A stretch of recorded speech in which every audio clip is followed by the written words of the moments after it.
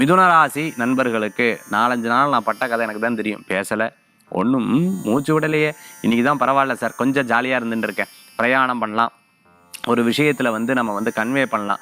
ஏன்னா எதை சொன்னால் ப்ராப்ளம் வரும், எதை பேசலாம், எதை பேசக்கூடாது அப்படிங்கிறதுல ரொம்ப ஜாஸ்தியாக நான் பாட்டு ஜோக்காக சொல்லிடுவேன். ஆனால் அவள் என்ன நினச்சிப்பா, இதெல்லாம் ஒரு பெரிய விஷயமா இருந்துகிட்ருக்கு. சில பேர் சண்டை போட்டதுக்கப்புறம் எதுக்கு சண்டை போட்டால் எதுக்கு கோச்சிக்கிறானே தெரிய மாட்டேங்குது, ரொம்ப மனக்கவலையாக இருக்குங்கிற மாதிரி சில யோசனைகள்லாம் அப்பப்போ மனசில் இருந்துட்டு அதுக்கப்புறம் அது சரியாயிடும். ஃப்ரேம் கடை வச்சுட்டு இருக்கிறவங்க, அதேமாதிரி இந்த கண்ணாடி கடை வச்சுட்டு இருக்கிறவங்களுக்கு, சினிமா நட்சத்திரமாக இருந்துட்டு இருக்கிறவங்களுக்கு, ப்ளேபேக் சிங்கராக இருந்துட்டு இருக்கிறவங்க, ஆன்லைன் கோர்ஸ்லாம் எடுத்துகிட்டு இருக்கிறவங்களுக்கு, கிளாஸஸ்லாம் எடுத்துகிட்டு இருக்கிறவங்களுக்கு, மோட்டிவேஷ்னல் ஸ்பீச்சராக இருந்துட்டு இருக்கிறவங்களுக்கு, மேடை பேச்சாளராக இருந்துட்டு இருக்கிறவங்களுக்கு, அதேமாதிரி டென்டிஸ்ட்டாக இருந்துருக்க, ஃபிசியோதெரபிஸ்ட்டாக இருந்துருக்கோம், ஸ்கின் சம்மந்தமான டாக்டராக இருந்துருக்கோம், அனுகூல்யம் தேடி வரக்கூடிய அற்புதமான நாளாக இன்றைய தினம் உண்டு. ஃபேமிலியில் இருக்கக்கூடிய இஷ்யூ மற்றவர்களை பேச விடாதீங்க, மற்ற ஃபேமிலியில் இருக்கிற இஷ்யூவை நீங்களும் பேசாதீங்க. இன்றைய தினத்தில் வழிபடக்கூடிய தெய்வம் தன்வந்திரி பகவான் வழிபாடு ஆரோக்கியத்தை பெருக்கும் அற்புத வழிபாடு.